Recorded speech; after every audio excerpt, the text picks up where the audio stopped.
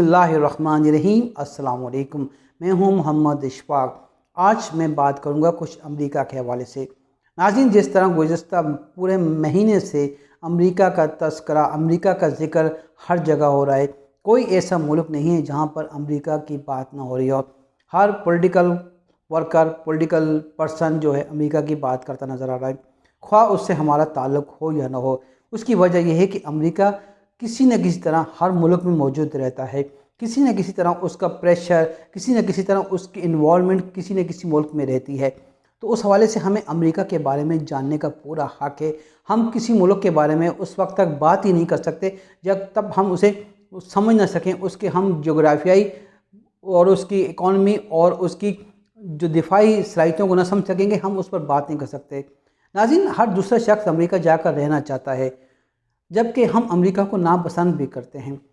उसकी वजह क्या है? उसकी वजह ये है कि उसने जो अपने शहरियों को जो हुकूक दे रखे हैं, जो सुख, जो चैन और जो फैसिलिटीज़ दे रखी हैं, ये वो वजह है कि हर दूसरा इंसान अमेरिका में जाकर रहना चाहता है, अमेरिका में जाके बिज़नेस करना चाहता है, जॉब करना चाहता है। नाज़रीन, हमने बाहर देखा है कि अमेरिका अपने एक या दो लोगों के लिए कई कई मुल्कों पर हमले कर चुका है, और जो अपने शहरियों के लिए इतना स्ट्रॉन्ग करैक्टर रखता है, इतना स्ट्रॉन्ग फीलिंग्स रखता है, उनको इतना बैकअप करता है, तो वो उस मुल्क के शहरी हर मुल्क में जाकर सीना तान कर और गुरूर के साथ और तकब्बर के साथ काम करते हैं। अगर आप में देखें कि गल्फ़ कंट्रीज़ में अमेरिकन के लिए लाइसेंस की ड्राइविंग टेस्ट देना ज़रूरी नहीं होता। वो आते हैं और अपना लाइसेंस देते हैं और उनको लाइसेंस मिल जाता है, हाल तक सऊदी और दुबई जैसे शहरों में भी। तो इसलिए मैं बात करना चाहता था, इसलिए आपको थोड़ी सी बात बताई। आगे चलते हैं हम। अमेरिका की सबसे बड़ी कामयाबी क्या है? अमेरिका की सबसे बड़ी कामयाबी ये है कि 1779 में या 1776 में जो उनका कानून बना था, जो उनका आइन बना था, वो आज तक उसी तरह चलता आ रहा है। उसमें तरामीम की गई हैं, उसमें अमेंडमेंट की गई हैं, लेकिन उस कानून को, उस सिस्टम को नहीं छेड़ा गया, उसे तोड़ा नहीं किया गया, उसमें कोई दड़ा नहीं डाली गई, उसमें कोई शब खून नहीं मारा गया। 230 और 31 साल अमेरिकन तारीख में जब से वो ब्रिटिश से आज़ाद हुआ है, उसका पहला सदर जॉर्ज वाशिंगटन था, से लेकर आज तक सिर्फ 27 अमेंडमेंट की गई हैं, 27 तरामीम की गई हैं पूरे कानून में। 230 साल उम्र में आप लगा सकते हैं हिसाब। और जो भी वो तरामीम की गई हैं, अगर आप वन बाय वन आपको गिनेंगे तो बहुत टाइम लग जाएगा, कि उसकी ज़रूरत थी उसको अपने सिस्टम को बेहतर बनाने के लिए उन्होंने ये तरामीम की। नाज़रीन, चलते हैं। इसके पहले थोड़ी बातें आपको मैं बताता जाऊँ कि अमेरिका की आबादी जो है 29 से 30 करोड़ के दरमियान है, लेकिन इसे हम गुंजान इलाका नहीं कह सकते। ये दुनिया का तीसरा बड़ा मुल्क है आबादी के लिहाज से, चाइना और इंडिया के बाद। लेकिन फिर भी उसे गुंजान आबादी वाला मुल्क इसलिए नहीं कह सकते कि ये रकबे के लिहाज से भी दुनिया का तीसरा बड़ा मुल्क है। इसका रकबा 98,30,000 मुरबा किलोमीटर है, और फी का 32 पर्सन पर मुरबा किलोमीटर इसकी आबादी है। तो इसलिए इसे आप गुंजान आबाद नहीं कह सकते। ये रूस और कनाडा के बाद तीसरा बड़ा आबादी रकबे वाला मुल्क है।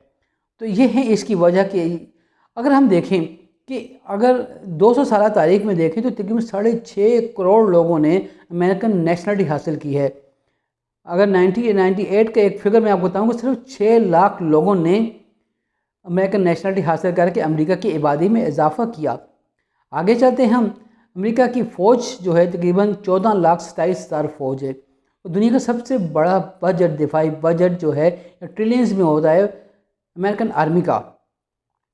उसके बाद हम देखें कि इनका जो सिस्टम है, तालीम का जो सिस्टम है, तालीम में हर प्राइमरी स्कूल के जो बच्चे हैं, प्राइमरी स्कूल का ये लेवल है कि हर 15 बच्चों के को एक टीचर अवेलेबल है।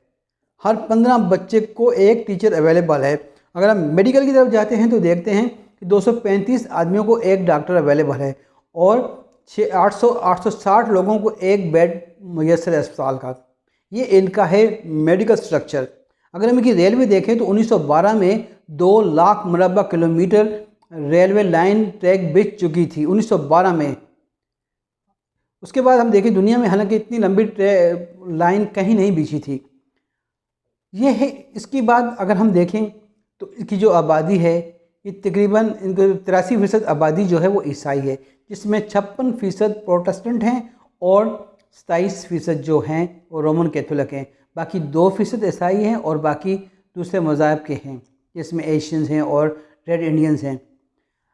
اس کے یہ ہے، اس کے بعد شرح خواندگی جو ہے 99.5% ہے۔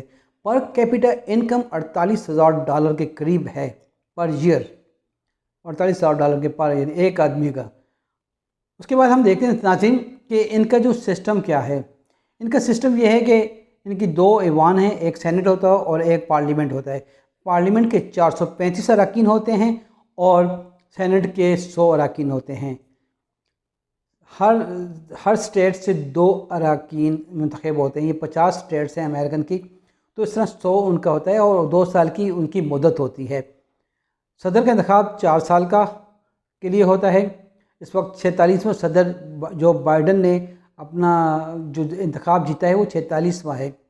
1951 میں، مارچ 1951 میں ایک ترمیم کی گئی تھی۔ وہ ترمیم یہ تھی کہ اس سے پہلے صدر کی کئی بار الیکشن لڑ سکتا تھا، جس کی مثال ہے روز ویلٹ جو 4 مرتبہ منتخب ہوا تھا، اور چوتھی مرتبہ وہ اس کے میرا خیال ہے برین ہیمریج ہوا تھا اور اس وجہ سے وہ اس کی ڈیتھ ہو گئی تھی، اور اس کے بعد جو ہے نا پھر مارچ 1951 میں انہوں نے یہ امینڈمنٹ کر کے صرف 2 مرتبہ کوئی بھی صدارتی الیکشن لڑ سکتا ہے ایک شخص۔ تو یہ اس قسم کی اس طرح کی امینڈمنٹ انہوں نے کی۔ اس کے بعد ہم دیکھتے ہیں ناظرین کہ امریکن جو صدر ہوتا ہے وہ 4 سال کے لیے الیکٹ ہوتا ہے، لیکن جب الیکٹ ہوتا ہے تو اسے بہت زیادہ پاور مل جاتی ہے۔ وہ تقریباً اس کو سب سے پہلے جو آ کے اسے 3000 کے قریب پوسٹنگ کرنی ہوتی ہے۔ 3000 انسانوں کو وہ کہیں پوسٹ کرتا ہے، سپریم کورٹ کا جج بھی وہ لگاتا ہے اور اسے جو ہے اس کی پارلیمنٹ اور سینٹ اسے اپروو کرتی ہے۔ اگر سینٹ اور پارلیمنٹ کوئی بل پاس کرتے ہیں تو صدر کو یہ اختیار ہوتا ہے کہ اسے ویٹو کر دے، لیکن وہی پارلیمنٹ اور سینٹ اگر 2/3 میجورٹی سے اسے پاس کرتی ہے تو پھر صدر کو اسے منظور کرنا پڑتا ہے۔ ناظرین ان کا ایک اور سسٹم ہے کہ سب سے پہلے اگر ہم دیکھیں کہ جیمس منرو، اس نے 1823 میں انہوں نے ایک پالیسی بنائی تھی کہ ہم کسی بھی ملک کے ساتھ کسی قسم کا کوئی پارٹنرشپ یا کسی قسم کی کوئی الحاق نہیں کریں گے، ہم تنہائی پسند، یہ پالیسی اسے کہتے تھے منرو لا بھی کہہ سکتے ہیں آپ، اسی طرح اس کا ڈاکٹرائن کہہ سکتے ہیں، منرو ڈاکٹرائن زیادہ تر اسے کہا جاتا ہے کہ منرو ڈاکٹرائن۔ تو یہ پالیسی اس کی یہ جو اس نے کی تھا یہ تقریباً پہلی جنگ عظیم تک رہی۔ پہلی جنگ عظیم میں ناچار انہیں اس پالیسی کو سائیڈ میں رکھ کر اسے پہلی جنگ عظیم میں داخل ہونا پڑا، شامل ہونا پڑا، لیکن جب جنگ ختم ہوئی تو اس کے بعد پھر انہوں نے امریکہ نے وہی پالیسی اختیار کی کہ ہم کسی اور کے ساتھ کوئی کسی تنظیم کا حصہ نہیں بنیں گے، کسی بھی لیگ کا یا کسی بھی معاہدے کا حصہ نہیں بنیں گے۔ لیکن دوسری جنگ عظیم جب ہوئی تو 1941 میں پرل ہاربر پر جاپان کے حملے نے امریکہ کو مجبور کر دیا کہ اس جنگ کا حصہ بنے۔ ناظرین اس کے بعد جنگ ہوئی، جنگ کے بعد جس طرح جو حالات ہیں ہم سب کو پتہ ہیں، لیکن اس کے بعد جو امریکہ نے اپنی پالیسی کو چینج کی اور اس نے جو اس کی اسٹیٹس ہیں AOS کے ساتھ پھر سیٹو اور نیٹو معاہدوں پر دستخط کیا۔ سیٹو تو ختم ہو چکا لیکن نیٹو ابھی بھی باقی ہے، اور AOS جو ہے امریکہ کے اندر کی وہ ابھی بھی باقی تمام اسٹیٹس کے درمیان۔ تو اسی نیٹو کا شکار پاکستان بھی رہا ہے، نیٹو اور سیٹو کا، ٹھیک ہے، 2 مختلف تھے چائنا اور روس کے حوالے سے۔ اور پھر اس کے بعد دوسری جنگ عظیم کے بعد ایک اور ڈاکٹرائن چلی ہے جی، وہ ڈاکٹرائن تھی کہ بھائی ہم نے دنیا میں جہاں بھی کمیونزم ہے اس کا مقابلہ کرنا ہے۔ اس کے لیے انہوں نے قانون بنایا، اس کے لیے انہوں نے جو بھی پالیسیاں جو کی دنیا سب جانتی کہ اسے کہتے ہیں ٹرومین ڈاکٹرائن۔ یہ ٹرومین نے بنائی تھی جو صدر تھا امریکہ کا۔ یہ ٹرومین ڈاکٹرائن یہ چلتی رہی، اس کے بڑے ان کو نقصان بھی ہوئے۔ پھر اسی طرح ہم دیکھیں کہ کئی جنگیں لڑی گئی، پھر ویتنام کی جو جنگ لڑی گئی، ناظرین ویتنام میں جو شکست ہوئی، امریکہ کو 57 لاکھ اس کے فوجی مارے گئے، دوسری طرف ویتنام کے تقریباً 20 لاکھ آدمی لقمہ اجڑ ہوئے، لیکن وہ جو چیز تھی وہ اس نے امریکہ کو توڑ کے رکھ دیا۔ اس کے بعد امریکہ نے افغانستان جنگ میں پاکستان کے تھرو اور طالبان کو سرپرستی کی، لیکن اپنے کانوں پر نہیں بلکہ طالبان کے کانوں پر رکھ کر بندوق چلائی، اور کئی دوسرے ملکوں سے بھی فنڈ لے کر اس نے یہ جو روس افغان وار ہے اس سے جیتا۔ لیکن اس کے بعد پھر کیا ہوا کہ 11/11 کو جو واقعہ ہوا 9/11 کا، تو اس میں پھر پوری امریکن قوم جو پیچھے ہٹ گئی تھی ویتنام کے بعد، وہ پھر دوبارہ ایک پیج پر آ گئی، اور انہوں نے پھر یہی جنگوں کا سلسلہ شروع کر دیا، اور اس طرح پھر امریکہ کے جو نئی ڈاکٹرائن سامنے آئی، ٹھیک ہے، اس میں اپنے کلنٹن بھی دیکھیں، بش بھی گزرا، اس کے بعد اوباما آیا، اس نے ابھی ٹرمپ آیا، اس نے اسی طرح یہ چیزیں جو ہیں نا، یہ اس طرح ان کی یہ تاریخ چلی۔ اب یہ تھوڑی سی بات کرتے ہیں کہ الیکشن سسٹم میں ان کا جو سب سے بہترین طریقہ جو ہے وہ یہ ہے کہ اس میں خرچے کی کوئی قید نہیں ہے، آپ جتنا بھی خرچہ کرنا چاہیں کر سکتے ہیں۔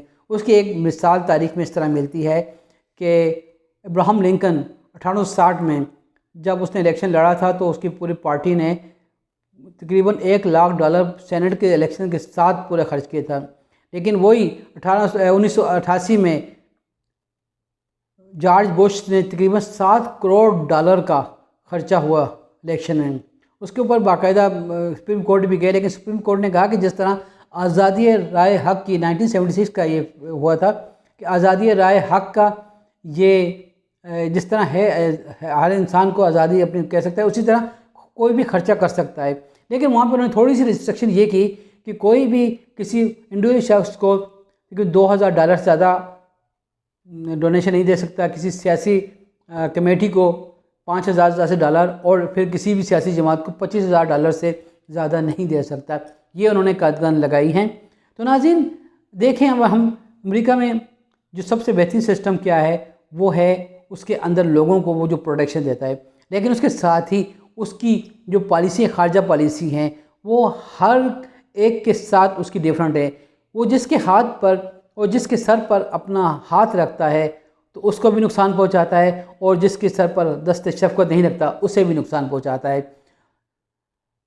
آرنلڈ بی نے جو ہسٹری آف اسٹڈی کے بہت بڑے مورخ ہیں ہندوستان کی تاریخ، جنہوں نے پوری دنیا کی تاریخ لکھی ہے، ہسٹری آف اسٹڈی جو ہے 12 جلدوں پر ہے، تو وہ لکھتا ہے کہ امریکہ بند کمرے میں ایک جسیم کتے کی مانند ہے جو اس میں موجود کرسیوں کو جب چاہتا ہے لات مار کر گرا دیتا ہے۔ ناظرین اب دیکھیں، دنیا میں کہیں بھی آج سے کچھ سال پہلے کچھ بھی ہوتا تھا تو کہتے تھے کہ امریکہ نے کرایا ہے، CIA نے کرایا ہے، جس کو دیکھو پورا یعنی کہ امریکہ کے ہمارا کوئی بڑا افسر بھی سیٹ سے ہلتا تھا تو اس کو امریکہ پر الزام لگا دیا جاتا تھا کہ امریکہ کو پسند نہیں تھا، تو اتنی امریکہ کی انوالومنٹ ہو چکی تھی۔ لیکن اب یہ ہے کہ اب تو اسٹیبلشمنٹ میں نام لگتا ہے، جو بھی ہوتا ہے، پہلے یہ امریکہ پہ لگتا تھا۔ ناظرین آپ سے درخواست ہے، مزید اس میں بہت کچھ ہے کہنے کے لیے، لیکن ویڈیو لمبی ہو جاتی ہے، اس وجہ سے آپ لوگوں کو بہت یعنی آپ سنتے نہیں کوئی پوری ویڈیو، اس لیے میں معذرت چاہتا ہوں اور آپ سے درخواست کرتا ہوں کہ اگر آپ کو میری ویڈیو پسند آئے تو برائے مہربانی آپ میری ویڈیو کو لائک کر دیجیے گا اور سبسکرائب بھی کر دیجیے گا۔ اللہ حافظ، السلام علیکم۔